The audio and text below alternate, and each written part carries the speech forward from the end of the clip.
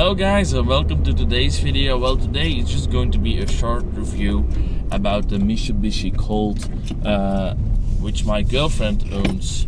Well, to be honest, she doesn't have this car that long, and I've driven it already a few times, and I think I know what I like and I don't like about this car. And I'm going to make a 5 things I hate and 5 things I love video about this car. But first I'm just going to do a small review.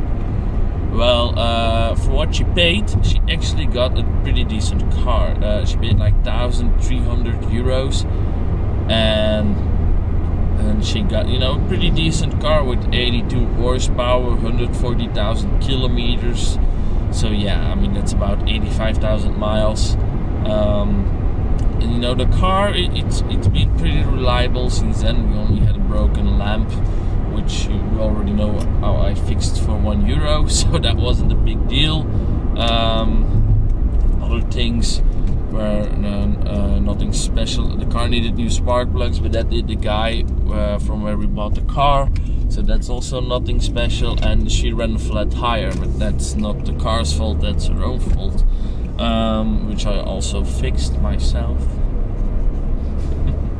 So yeah, the car has been pretty reliable since the time we have it, and for now we have it like I think 2 months or something. So no, it's not a long-term review, but it's long enough to have a thought about this car. And I have mixed feelings about this car. I like it way better than the previous one, which was a Citroën Saxo, and I'm actually happy that she got rid of that, because I wasn't really a big fan of it. It was slower, it had worse equipment as this one, it didn't look that nice. Well, I don't think this is a pretty car either, but it looks better than the Citroën. But yeah, I'm going to talk about a little bit how I think it feels, how it drives compared to the Citroën also, and how it is as a daily driver. Well, for starters, the looks, I think it looks better than a Citroën. It also looks more modern. It's also a car from 2002, so they are from the same age. But this one is also better equipped. This one has a servo steering. The other one didn't, so you really had to use a lot of force when you want to steer the car. This one also has electric windows, which the other one didn't have. And that's about the equipment. That's actually about the equipment. This also has a 5-speed manual gearbox, and that's about it. It has smaller compartment than the Citroën. The interior is actually more narrow than the Citroën was, so that was actually better on the Citroën. And this one handles better. The suspension is still pretty soft, and when you corner, it's still pretty pretty much body roll, but the Citroën really drove very, very soft. And when you drive over bumps on this one, it's way stiffer compared to the previous one. So yeah, the suspension is actually normal. It's not that soft, but it's not that hard. It's it's on the softer side, but it's it's doable. It's nothing fancy. The sound system actually is garbage. It didn't have a radio, and the speakers in it were completely crap, so we put in just a cheap radio, and we put in the speakers from the Saxo, which were JBL speakers, and they were installed pretty easy. My girlfriend did that herself. So like I said, I mean that's pretty okay. The car is faster as a Saxo. I mean it has 82 horsepower, so it goes okay.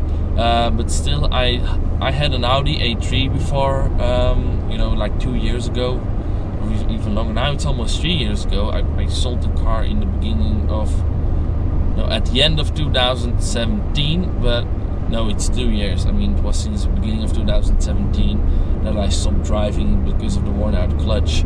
But that car only had 8 horsepower more, which isn't that much, and it weighed like 200 kilograms more than this one, but yet it felt way faster. I can still place that because I actually driven one with the same horsepower recently, and that car was way faster than this one. So I think for 82 horsepower this one feels slow, or the Audi felt very fast for 90 horsepower. It's either one of those. You can still feel it's faster than the Saxo after 100 kilometers an hour. Before 100 kilometers an hour, it was pretty much the same. I got a phone call as always when I'm filming. But anyway, I mean, yeah.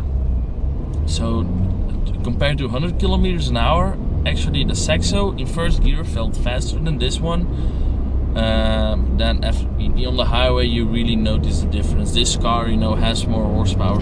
Sure, the difference is only like 24 horsepower, but when you're in the low horsepower range, it's actually quite a lot. It's like 30 or 40% from the horsepower. The gearbox, I mean, they both change gears pretty nice. I don't feel a lot of difference in there. I mean, the car changes gear pretty okay.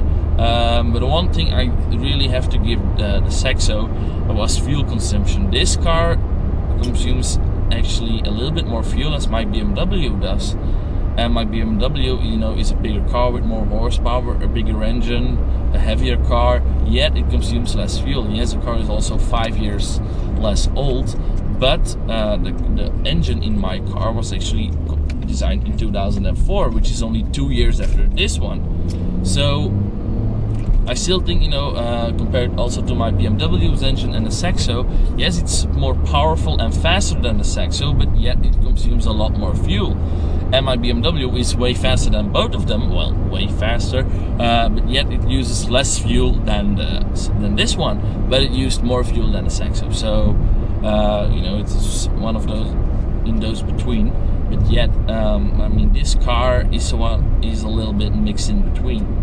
So yeah, like I said, reliability, the car has been pretty okay for now. We didn't have it for that long. Driving, it's okay. I mean, for what she got, she can complain. I mean, what you paid for, you really got what you paid for and some. And that was a nice M135i in the color I want. So yeah, anyway, so yeah, I still think all around this car isn't that bad. I mean, the suspension, I'm on very bumpy road at the moment, yet it feels manageable. It's still okay. So yeah, also the engine, it's a natural aspirated one and it really loves to rev. When you're revving it, I will show it. It's like a jet. It sounds really like a jet.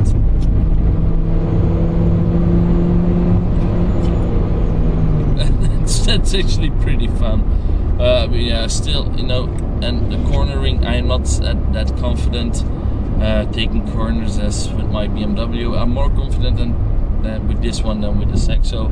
So yeah, after all, she got a better car than the Saxo. It's better on most of the points, except, you know, the softer suspension was nice over bumpy roads, and the lesser fuel consumption was also a nice thing to have.